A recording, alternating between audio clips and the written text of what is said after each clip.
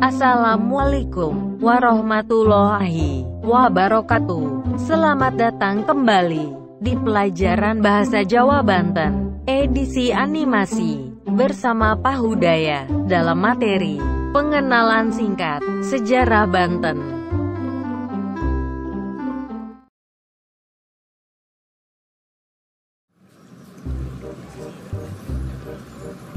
Iki dudu ya warung kopi nih.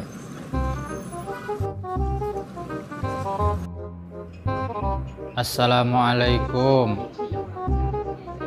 Waalaikumsalam. Wih lawas Mat. Premen kabare?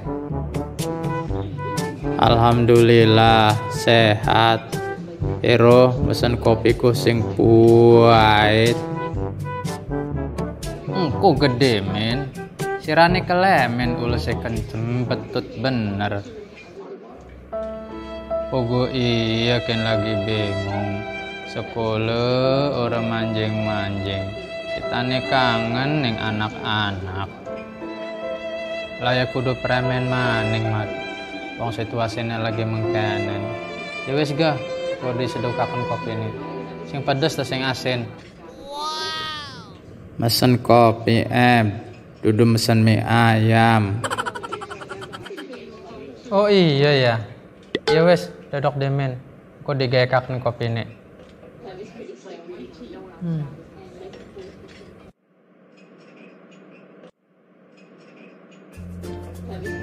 Coba mah ceritakan yang kita ke menawi tah kita bisa ngebantu.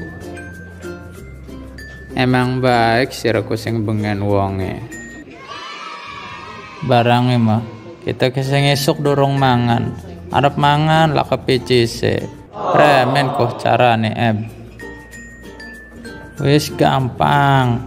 Kok tak traktir neng kita. Yes. Nohon.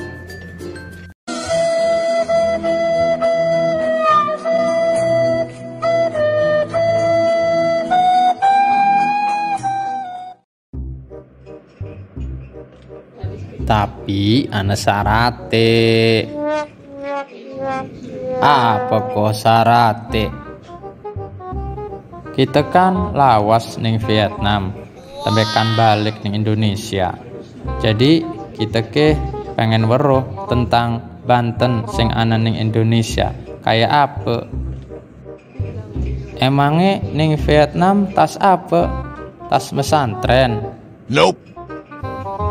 Dudu Mad, kita tas megawe ning kana, tas nyeloni beras. Oh, iya wes, tak ceritakan ke tentang Banten.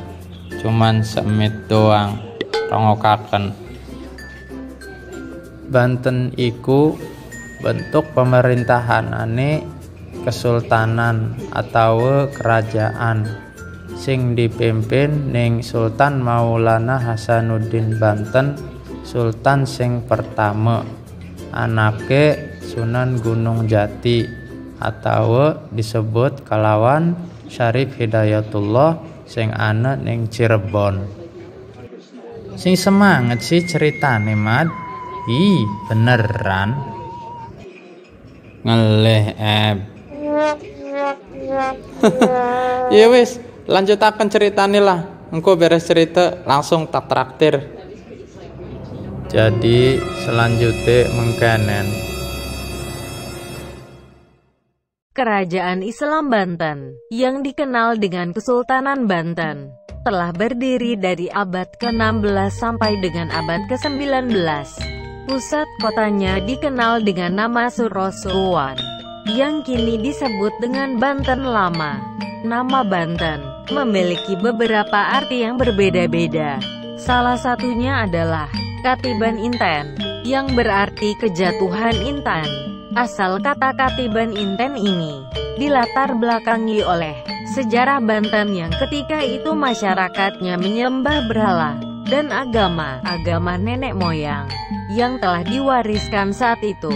Kemudian, setelah Islam masuk ke Banten, masyarakat mulai mengenal dan memeluk agama Islam. Masyarakat Banten yang memeluk Islam inilah yang digambarkan seolah-olah kejatuhan intan, yakni mendapatkan sesuatu yang dinantikan dan sangat berharga. Kerajaan Islam Banten yang berbentuk kesultanan pada akhirnya mengalami kemunduran setelah masuknya pengaruh VOC dan penjajahan kolonial Belanda. Belanda kemudian menghancurkan pusat kota kesultanan dan memindahkan pusat pemerintahan ke Serang. Kekuasaan Belanda di Banten berakhir setelah mengalami kekalahan oleh Jepang pada tahun 1942. Begitu banyak peninggalan-peninggalan pada masa Kesultanan Banten yang tersisa dan kita saksikan saat ini, baik berupa benda-benda pusaka, budaya, ataupun berupa bangunan. Adapun peninggalan Kesultanan Banten tersebut antara lain berupa bekas kompleks Keraton Surosowan yang dibangun pada masa pemerintahan Maulana Hasanuddin, Masjid Agung Banten, kompleks makam Raja-Raja Banten dan keluarganya, Masjid Pecinan Tinggi, kompleks Keraton Kaibon, Masjid Koja, Benteng Spilwik, Kelenteng Cina, Watu Gilang, Danau Tasikardi, Masjid dan Makam Sultan Kenari, Jembatan Rantai, dan lain-lain. Kekayaan dari beragam pusaka budaya Banten yang tinggi nilainya itu perlu dijunjung tinggi sebagai bukti perjalanan sejarah dan budaya yang dapat memberi sumbangan untuk kepentingan pengembangan ilmu pengetahuan, sejarah, dan kebudayaan melalui penggalian nilai-nilai luhur yang tercermin di dalamnya. Berikut beberapa dokumentasi kunjungan yang dilaksanakan saat kegiatan Field Trip SD Islam Tirtayasa di situs bersejarah Banten Lama.